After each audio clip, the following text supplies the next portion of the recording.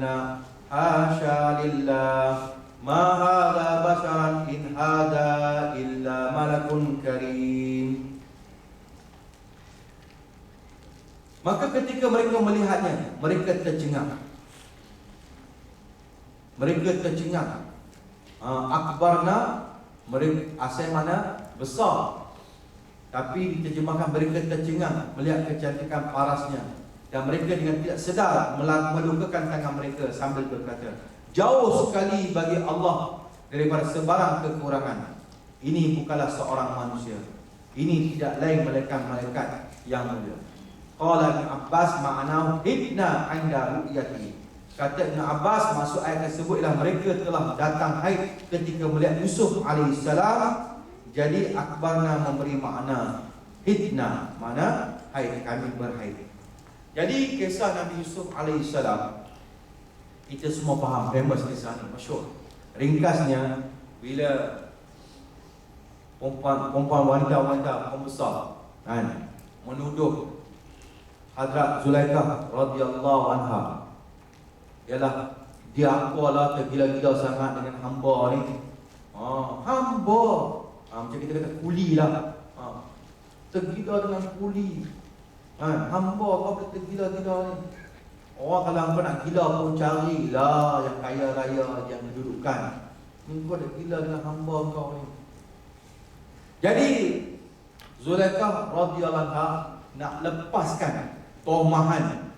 Biasalah perempuan ni kalau duduk satu geng ni, kalau dia tak berzikir, dia berzikir lain dia beratik, nak berhenti susah. Saya bukan nak perempuan nak cerita ya. Bukan nak cerita, nak bagi tahu ya. Sama ya. Jadi dia nak lepaskan tohmahan ni. Tohmahan ni yang dilemparkan kepada dia tergila dengan hamba dia. Padahal orang tak tahu sebenarnya Hadrat Zulaikha radhiyallahu anha ni, dia sebelum dia berkahwin dengan suami dia ni, sebelum tu lagi dia dah mimpi dah jumpa Nabi Yusuf alaihissalam. Sebab tu dia tergila-gila, dia belum tengok pada realiti, baru dah mimpi saja.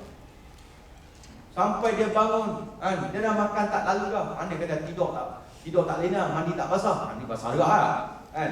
Jadi sampai tahap tu, sampai satu masa bila suami dia yang ni masuk meminang dia tak sanggup nak kahwin. Dia teringat apa yang dilihat Nabi Yusuf AS tu. Dia hanya tengok muka wajah tu, dia tak boleh. Wajah satu orang tu lah, bila dah cerita, lepas tunjuk hal lain, dia tak nampak lah. Bila dia nampak dia dah berkenan, dia tak kira lah, hitam pun hitam lah, renting pun renting lah kan. Allah Akbar. Satu orang kawan saya yang jumpa dia, tak tolonglah Fahad, anak saya ni awak tak tahulah, dia ni berkenan dengan apa orang Afrika tu, rambut spring, saya pun tak faham. Awak Malaysia ni kurang ke? Dia cari spring lah. Jangan cerita lalu, nanti orang Afrika marah saya pula kan. Nak tunjuk kan. Saya kata bila hati dah berkenan macam mana. Jadi bila tengok Yusuf AS sampai Al-Aziz ni masuk minang dia tak mau. Tetapi sebab apa dia kahwin dekat dengan Aziz?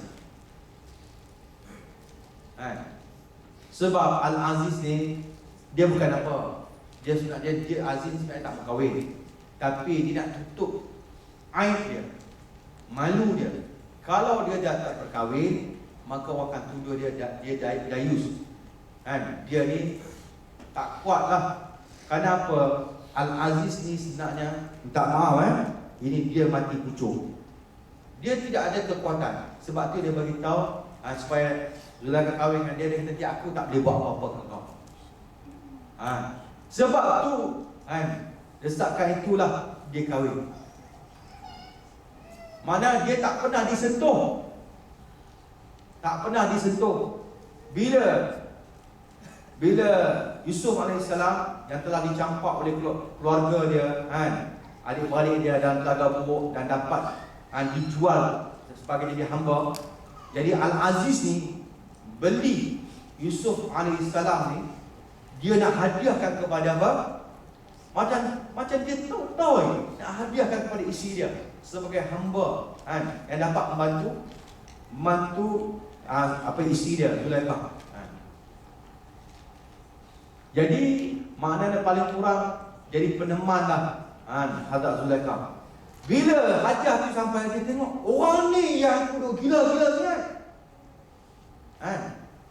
Bukan sebarangan, memang betul Hadrat Zulaikha tergila-gila sangat dengan apa Nabi Yusuf alaihissalam. Jadi Tuan Mahal yang datang daripada wanita-wanita tu, dia tak tahu. Dia tengok daripada mimpi dia lagi sampai tengok realiti. Orang ni hari yang ni berada dengan aku, sampai aku dah tak boleh kontrol. Kalau jauh tak apa juga, ni depan mata. Jadi dia pun buat perancangan dia supaya mereka ni faham mengapa tindakan Zulaikha sampai tahap tu. Dia nak melakukan perkara yang tak baik kepada Nabi Yusuf alaihissalam. Jadi dia buat program, dia panggil semua wanita-wanita tu datang. Dia pun kata, sekarang ni aku bagi buah apple dengan satu pisau. Yang pisau ni khas, tajamnya. Kalau kena, sak boleh putih tangan, boleh putih jari. Dia nak tahu pisau sembelih, nak tahu tajam tak tajam macam mana. Bukan kita pegang pisau tu, pegang pisau tu, kita pegang, kalau pisau tajam, kita belah tangan kita. Pisau sembelih betul, kalau kita ada pisau sembelih, ni kertas, kita macam tu. Kalau dia potong kertas tu, mana itu tajam. Itu cara dia. Ni kertas keping ni, yang nipis tu.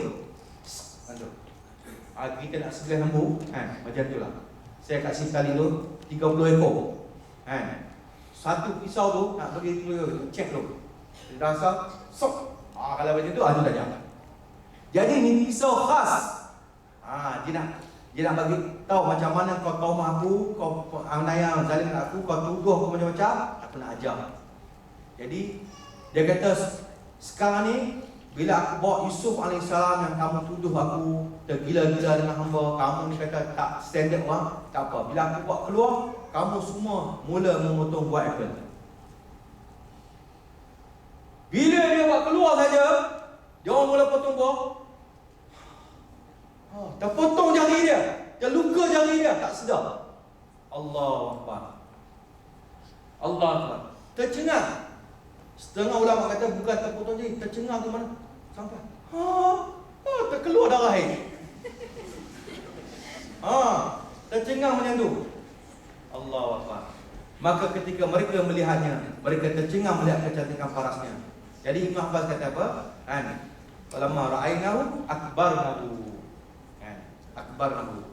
Maka sampai kita keluar darah air. Ini bahasa inilah yang dipinjamkan akbar juga. Makna bukan makna besar saja. Allahu Akbar, tengok tempat. Jadi dia sebut akbar, kita semua tengok besar Allahu Akbar, Allahu Akbar. Tapi kita tak tahu kalau setengah tempat kita dengar tempat tu bukan makna tu. Jadi luar ni kita kena baca juga, jangan kita silap sebut silap-silap sebut kita tengok Allahu Akbar depan perempuan atau perempuan tu, dia kata aku ada baik, dia marah pula. Yang lain bagi boleh baca lah Keenam al-i'sar itu antaranya lah. Keterangan. Mungkin timbul persoalan, mengapa dikatakan bahawa haid dari segi bahasa ialah mengalir. Jawapan, makna haid dari segi bahasa ialah mengalir kerana berpandukan perkataan haid yang digunakan dalam percakapan harian bahasa Arab. Ini contoh yang kita baca tadi. Kemudian wanita-wanita yang berhaid dipanggil arikun, dhahikun, qamisun, mukabbarun, mu'assarun, haidun. Walau bagaimanapun, nama yang paling masyhur di sisi kita, masyarakat Melayu, orang Melayu, ialah haid. Kalau kata qamisun, kita pun tak tahu, terdengar. Memang jadi terdengar. Apa? Aku ni, engkau sebab tak main? Aku qamisun lah. Qamisun? Bahasa apa kau cakap bahasa Jawa tak? Jadi bahasa Melayu orang tak tahu. Arikun apa? Yang paling tahu haid, period, ataupun datang bulan. Ini bahasa lughah yang masyhur di sisi orang Melayu. Ada lagi ya? Mungkin ada orang Melayu yang cakap kan. Tapi tak semua orang tahu juga kan. Datang bulan kan. Cuti. Cuti pun nanti macam pula. Cuti apa pula kan? Semua cuti apa? Cuti yang dua kan. Cuti hari buruk. Padahal dia cuti ni, cuti sembahyang, cuti datang period kan. Ini bahasa yang kita selalu dengar lah. Allah. Kemudian kita berhenti kat sini dan bersambung huraian ta'arif istilah. Ya, ada soalan yang timbul yang nak ditanya berkenaan apa yang kita sedang belajar.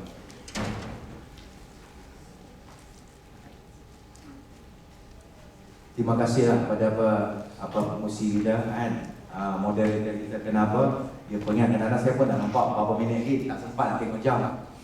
Benda tu ada kat kepala lagi nak terang kan.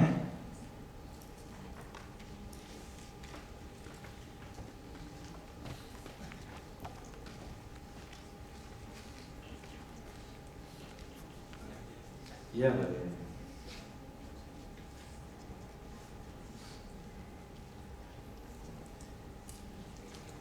Bismillahirrahmanirrahim. Soalan yang pertama, apa hukum wanita haid masuk dalam surau?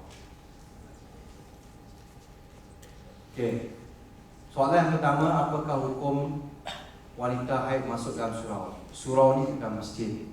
Surau ni kalau di negara-negara lain dia panggil musalla. Boleh. Surau ni tak menghalang wanita masuk. Yang menghalang wanita haid masuk hanya masjid. Hanya masjid saja tak dibenarkan. Surau boleh. Soalan yang kedua, jika wanita berhenti darah pada waktu asar, maka dia wajib solat asar. Soalan saya, adakah dia wajib qada zuhur juga? Ini pun semua ada di hujung kitab saya, semua persoalan mengenai sembahyang. Jadi kalau dia berhenti darah pada waktu asar, memang lepas waktu asar tu dia kena mandi, kemudian dia kena sembahyang asar. Mana sembahyang dia, sembahyang tunai asar, tapi bersama zuhur juga. Kenapa? Setiap sembahyang yang boleh dijamakkan kan, zuhur dan asar, maghrib dan isyak, maka dia kena sembahyang zuhur juga kan. Mana isyak dan maghrib. Ini yang banyak wanita tidak tahu kan. Mana bukan sembahyang asar saja, tapi dia juga kena sembahyang zuhur. Ini dipanggil apa ni, waktu yang picit yang dibenarkan, kena juga sembahyang zuhur. Soalan yang ketiga, dalam kitab munakahat menyatakan haram bagi suami menghalang isterinya keluar belajar fardu ain seperti hukum haid jika suaminya tidak boleh mengajar. Walaupun suami berdosa menghalangnya, adakah isteri tetap kena taat suaminya dan tak boleh keluar belajar fardu ain? Soalan yang baik kan. Soalan ni sebenarnya memang hukum seorang suami dia tidak boleh menahan isteri dia daripada keluar belajar fardu ain. Kalau sekiranya dia tak mampu, kalau dia mampu dia kena ajak sendiri. Kalau tak mampu dia kena beri izin. Beri izin, dia tak boleh halang. Sebab tu lelaki walaupun dia tak keluar haid, dia kena ajar isteri dia. Wajib dia ajar isteri dia. Kalau tak ajar berdosa, dah satu dosa. Kemudian dia kena bagi izin kan? Kena bagi izin belajar. Kalau dia tak bagi izin, 2 kali dosa dah. 2 kali dosa. Allah. Ini wanita dia tak keluar haid tapi 2 kali dosa. Perempuan dia keluar haid tapi 1 kali dosa. Berat. Berapa ramai kita faham. Jadi si suami tak boleh menghalang dia kan? Walaupun tu kata kena taat suami, memang taat pada suami kena taat, tetapi taat bukan pada memaksiati. Jangan dalam perkara maksiat, mana taat dalam perkara yang diperintah oleh syariat. Tapi untuk melepaskan fardu ain wajib, maka dia boleh keluar untuk belajar fardu ain. Wajib aini, sebab tu dia wajib aini, wajib fardu ain, wajib dia kena keluar. Suami tak boleh tanggung dia. Kalau tidak, suami halang, dosa kali ketiga, 3 kali dosa. Berat lagi orang. Sebab tu orang lelaki dia tak tahu, dia suruh perempuan belajar, dia tak tahu dia pun dosa. Berat lagi. Bagi tahu kat suami supaya suami datang belajar. InsyaAllah. Okey, soalan yang seterusnya. Pada hukum nifas yang saya tahu, selama-lama nifas adalah 60 hari dalam mazhab Syafi'i dan selebihnya istihadah. Soalan saya, jika seorang wanita kering darahnya pada hari ke-50 dan pada hari ke-65 keluar darah semula, adakah hari ke-65 itu darah istihadah atau haid? Itu ini pun semua tak sabar belakang lagi Jadi baik, sebanyak-banyak nifas ialah 60 hari. Okey, sekarang dia kata darah dia berhenti hari ke 50, dah kering, dia cek tidak ada darah lagi, dia pun mandi. Kemudian hari yang ke-65 datang darah. Darah ini bukan darah istihadah. Kenapa? Telah dilalui oleh suci.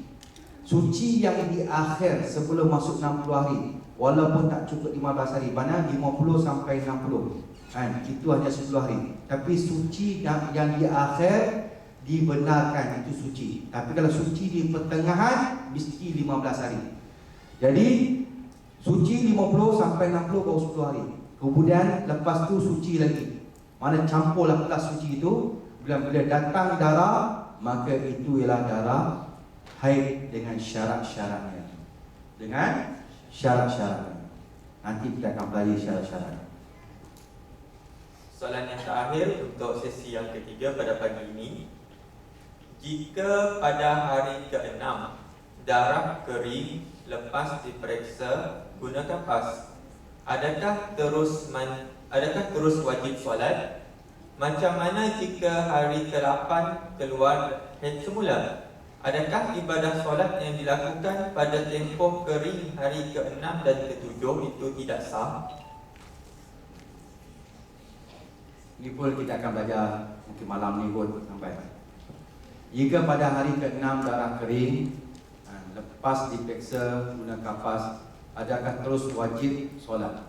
Ya, kalau didapati kalau dia wanita yang pertama kali dia cek kapas, didapati bersih, menunjukkan darah itu telah berhenti, wajib dia kena mandi dan mengerjakan solat.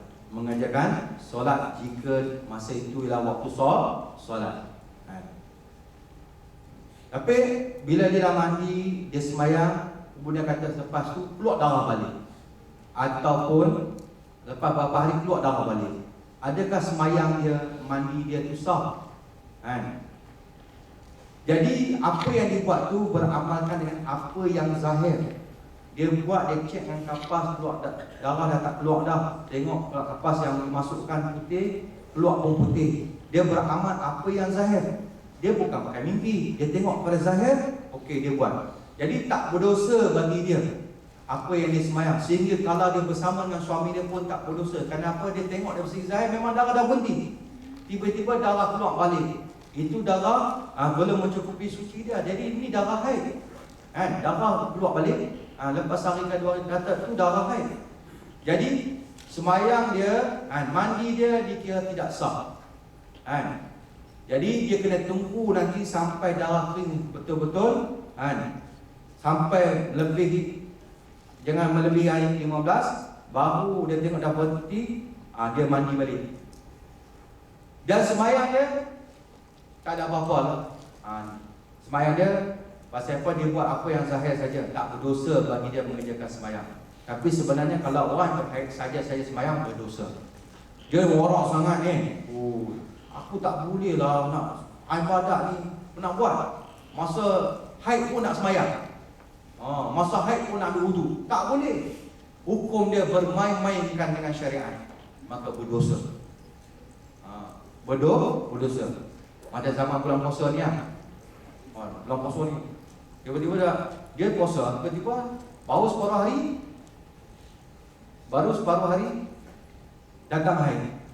Dia pun ada, Allah, dah datang haid kat ni, tak maulah, nak puasa juga. Tak boleh. Tak boleh nak puasa. Kenapa dia dengan niat dia nak sambung puasa, tak boleh. Mana perempuan yang berpuasa bila datang haid dalam bulan puasa, boleh bagi dia nak makan, tapi makan dengan tunjuk bawang. Kena tangkap dia kan. Makan sembunyi-sembunyi, memang boleh dibenarkan. Tetapi kalau dia tak makan pun boleh juga, tapi dengan niat bukan sebab dia nak puasa. Kenapa nak jaga anak dia supaya anak dia kata, mak puasa yang yuk kan. Susah pula. Nampak? Jadi ini kita tengok sinilah kan. Jadi yang apa yang dia buat tu sembahyang tu kan, semua tak ada apa-apa. Sebab apa? Dia tak tahu, dia buat dalam keadaan dia mengikut apa yang zahir. Jadi hukum dia tak berdosa pun, tak salah pun bagi dia. Cuma dia kena tunggulah bila darah dah keluar balik, tunggu dia darah tu mengalir sampai kat mana. Ini yang perlu ada perbahasan. Kalau dia berhenti sebelum hari ke-15 atau hari ke-15, sudah berhenti, menunjukkan 1 sampai 15 ialah haid. 1 sampai 15 ialah haid. Tapi kalau darah yang keluar lepas tu kan, 7, 8, 9, lebih hari yang ke-15 sampai hari 16, hari 17, maka darah haid dia telah bercampur dengan istihadah yang perlu pada perbahasan 7 pembahagian. Wallahu a'lam. Itu panjang lagi lah.